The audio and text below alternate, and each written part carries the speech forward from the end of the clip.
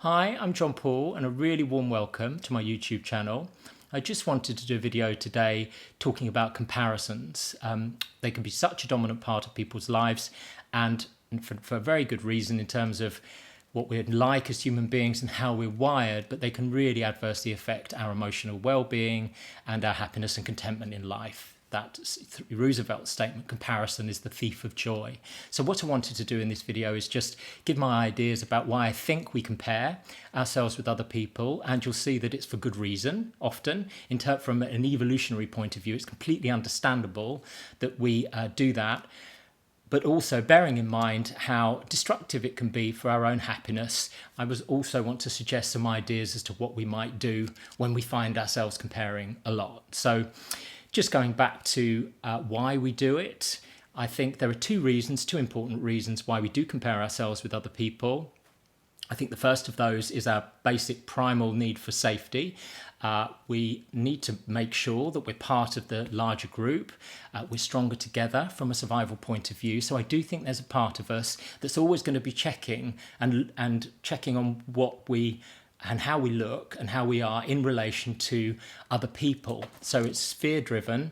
And as I say, if we're stronger together, if there's something about us which means we're an outrider or somehow look different to others, less than, then our fear part, I think, intrusively, compulsively gets us to preoccupy about that and worry about it. So that's the first part. I think that it's fear-driven often for people. The other part that we have is our drive and reward part. And one of the things that we get a reward from in terms of our innate system and our evolutionary system is to be winning in competition with other people. So you can understand again from an evolutionary point of view why we get an internal reward from winning and competing with others. The people that did that would have been the ones that I guess survived the longest and perhaps even thrived. So I think there's a big part in comparisons of competing with others. So looking at those external things, whether it's status, body, in socially, perhaps intelligence, all those things. I think it's understandable why there's a part of us that gives us a reward for trying to be better than, and as I say, trying to compete. The thing about it, absolutely human, therefore, so let's not be angry with ourselves for comparing or competing. If we want to change anything in life or make anything less dominant, whether that's our fear or our anger or our addictive behaviour, whatever it might be, we have to relate to that part with kindness and compassion. That doesn't mean it's a let go for your life kind of thing internally, but we have to speak to it in a kind of calm and understanding and empathetic way. So I would absolutely have empathy for that part of me that compares. I would have empathy for that part of me that wants to compete with others. Having said those things, we need to make sure that that part is controlled and managed, because there are a number of reasons why comparison is the thief of joy. And I would say the same about relentlessly competing with other people, either actively, externally, or in our own minds. And the reasons for that, why comparisons, I think, can be unhelpful if they dominate, are that they're fundamentally disconnecting from ourselves and other people. They're just comparing a very narrow aspect of myself, whether that's financial situation, material wealth, job status, body, with a narrow aspect of somebody else. So they are pretty much an illusion anyway. They are disconnecting from other people. I may come off better in my own mind in the comparison, but then I'll be better than. And if I come off worse, I am less than. So at no point when I'm thinking about that person or in relationship with that person, whether it's in my mind or physically present with them, if I'm comparing or competing, I am not connected with them.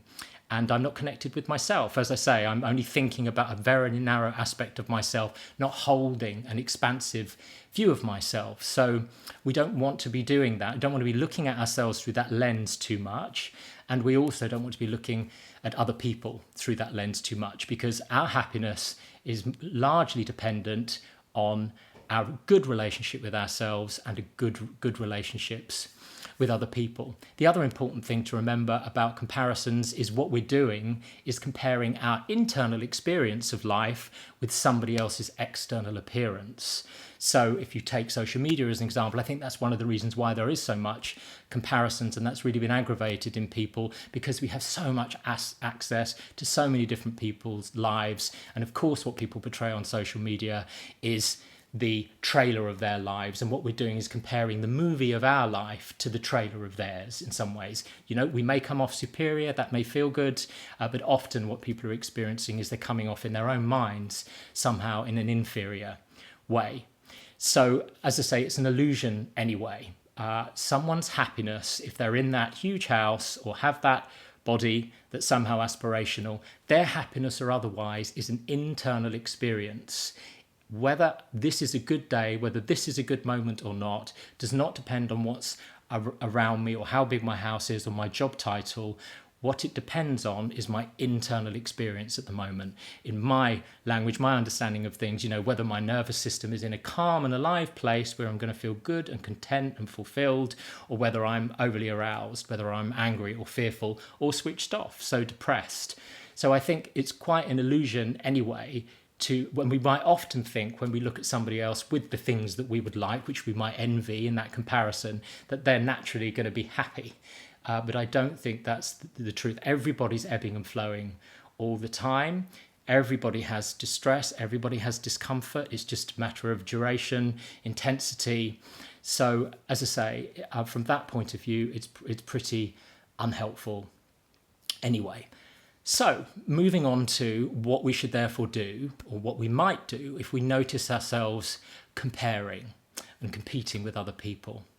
I'd suggest a few things here, carrying on with the C's of comparison and competition. The first thing, as I said at the beginning of the talk, let's be cordial to that part of us. Let's not get angry with ourselves for doing it or frustrated with ourselves for doing it. It's trying, if it's the fear part, it's trying to take care of us. It's doing the opposite probably if it's getting too dominant, but it is trying to take care of us. So let's be cordial to that part. So say thank you for the information that you're providing. Thank you for the comparison that you're making, that this internal part of you is making. And then another C, let's check whether it's giving us any information, that comparison part, as to what we might want in life. I think it's Laurie Gottlieb said, follow your envy. I know envy is not a word that many of us like and wouldn't like to use in relation to ourselves, but you can see that comparison can bring out envy. And it may be that you're envying something in another person because that is something that you would like more in your life. So it can be a message that your thoughts and feelings are giving you about where you might want to invest some energy in the future. Of course, that's only going to be helpful if it is something you can control. Often we will envy things that we can't control, so that's pointless. But if there is something that you can do about it in life to bring something more into life that you might envy in others, then I think that's important to get that message and then move to the next step of what it is that you might do in your life that is within your control to make that more present. So we're cordial to it. We check if it's got a message for us. And then once we've got that message, we don't want to continue comparing. Or if the comparison is unhelpful or pointless, again, we want to move to something else. Often people will say, oh, I want to stop comparing. As I say, I think it's an intrusive part of who we are. Those things are going to come forward. Those thoughts are going to come forward. What we need to do now is add something on the end. And again, I'm going to give you 3 C's. So if you're comparing or competing, let's move to connection, creativity, and cultivation. So if you're looking at connection, if you notice yourself comparing with other people, move to something that you can connect with. So that could be connection with your current environment, what you can see, hear, touch, taste, smell, what your clothes feel like. If you notice you're on a walk and you're comparing, then bring your attention to the present moment. Try to connect with your body. Try to connect with your environment, what you can hear, what you can see, as I say. So present moment awareness, connecting to present moment awareness. Another thing which is really helpful, often when we're comparing, if we're saying somebody just got a job and I'm comparing my age compared to that person getting that job and coming off inferior, to have in my own mind a timeline of achievements for myself. So all of the things from dot to now that I've achieved throughout my life, and that can be, I'm not just talking about sort of school successes or those things, I mean sustaining relationships, marriages, taking care of myself physically, taking care of myself psychologically, having that timeline of achievements in my mind that is a grounded sense of my worth and value and my skills and competencies and abilities. I would move from comparison, if it's an unhelpful comparison, to doing that in my mind. That can be a very helpful thing to do. As I say, you can formally do a timeline of achievements, or you can just keep running through that in your mind.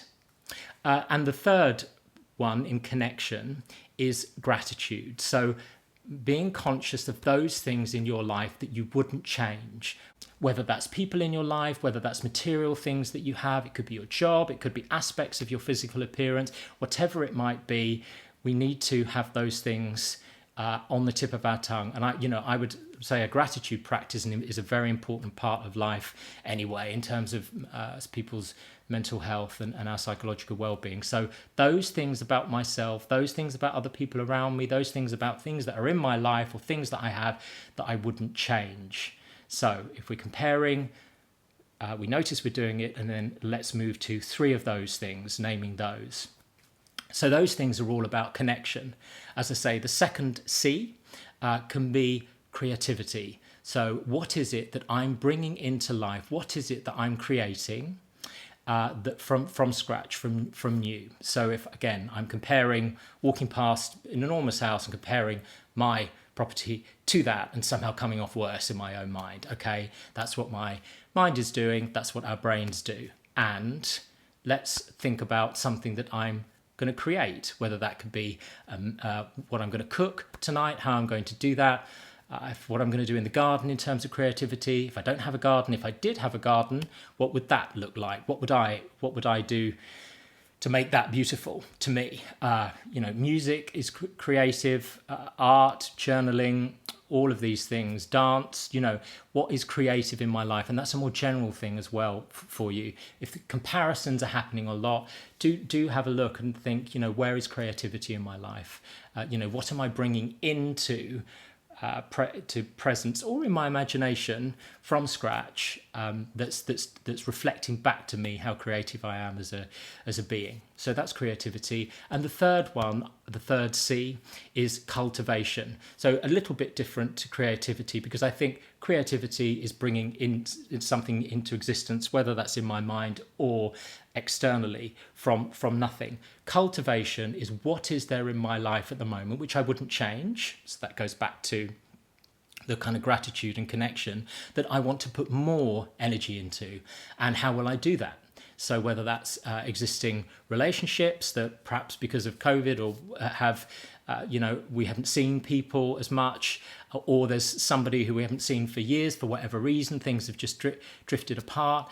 Do I want to, what do I want to cultivate in terms of relationships with other people, and also relationships with myself that are going to be sort of watering seeds, watering plants in my life, things that already exist, that are there, but that for my well-being, that it would really improve my well-being if I put more energy into them, if I gave them more sunshine, more warmth, more water, whichever way you look at it. So those are my ideas. So again, just back to the beginning, if we're competing and we're comparing, absolutely natural. So let's be cordial to it, compassionate, whatever C you want. Check if there's a message, and to take that message into life, into your mind, as something you may want from life, or you may want to bring more into life. And if there isn't anything there, and if you're just continuing to do it and it's unhelpful, let's go to connection, to creativity, to creation, and to cultivation in life. And I would actually say that those 3 things, connection, creativity, and cultivation, will help with too much fear, with too much anger, with addictions, with dependencies. So it helps with all of them. So I hope that's been helpful. If you have any comments at all, please put them below the video. Anything that you also find helps with connection. And I hope that's been helpful, and do take care.